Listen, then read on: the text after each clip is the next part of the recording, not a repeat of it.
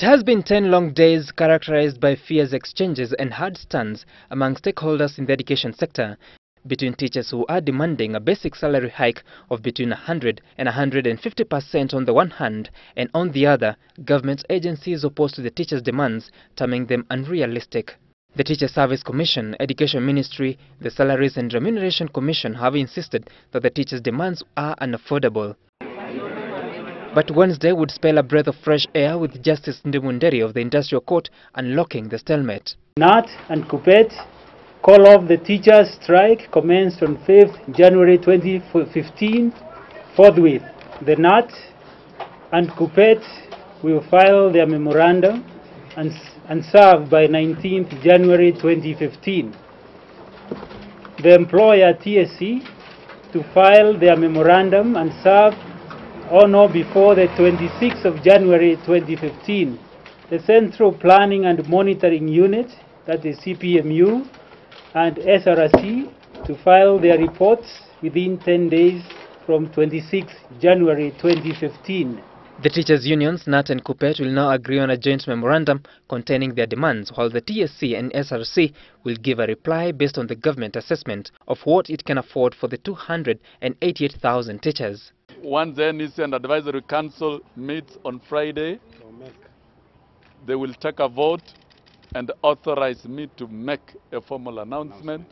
But we have been directed by the court. So all the teachers will resume duties at Monday, 8 o'clock. It became so difficult for us to occasion and push the employer to see the necessity of tabling and having a collective bargaining agreement which is mutually agreeable.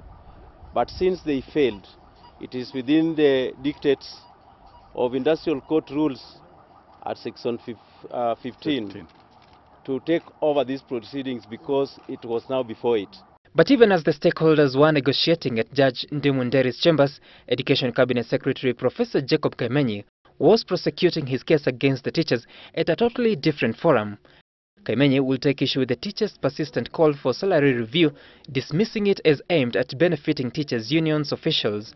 Kaimenyi holds for teachers to receive any salary increment, they must subject themselves to job evaluation and performance contracting. Their demands are nothing else but an economic suicide.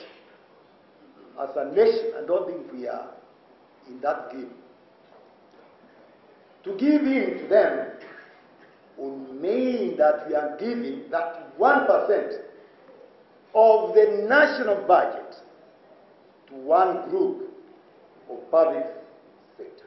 Surely salary increment, and you know it, must depend primarily on productivity and performance. For now, it's back to school for learners in public primary and secondary schools who have so far lost 8 days of learning, with focus now shifting to the nature of responses to be submitted by the stakeholders for a conclusive resolution of the teachers' pay dispute. Sam Gituku for the Business Center.